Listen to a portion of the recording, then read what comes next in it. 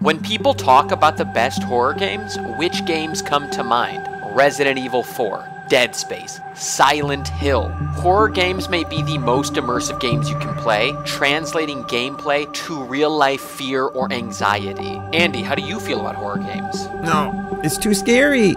Nothing is more frightening than knowing a group of stalkers is starting to surround you in Dead Space 2, giving you a real sense of vulnerability. Why am I talking about this? Well, it's spooky season, and it just so happens a game named Scorn has come to Game Pass, and boy was I excited to be scared, and boy was I let down. As I usually do, I went into Scorn completely blind, only seeing a teaser trailer and thinking, holy shit, these visuals look crazy. And upon booting it up, that's exactly what Andy and myself felt. Then we started to play the game, and holy shit, this game is an absolute stinker. Disappointed!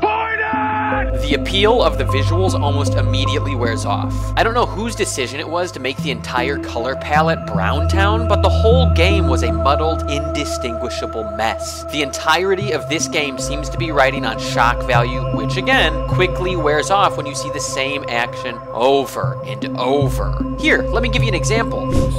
What about this? What if I put my fingers in this? Oh my god. Whoa, crazy, right? Now watch how many times it happens in the first hour.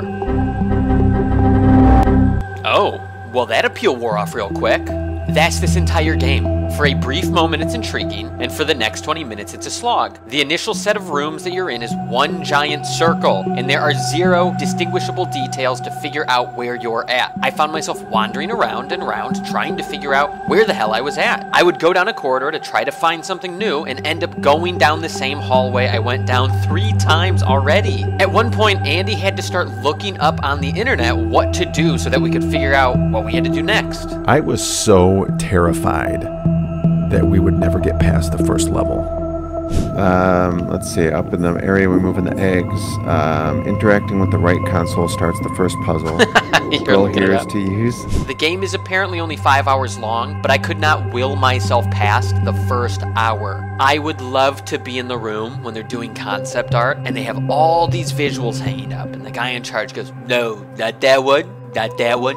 Oh, this, more of this. Sir, are you sure? And he's screaming, more brown! The gameplay is forgettable. The world's just one giant H.R. Geiger rip-off. It's not scary. This is not worth playing. I do feel a little bad shitting on this game so hard because I know it is coming from a smaller studio, but my god, is this a dud. I would compare this to the movie Sucker Punch. All style, no substance. But in place of style, we have dookie-colored walls and weird finger holes. I would rather have Rikishi sit on my face than have to finish this game. Fuck this game.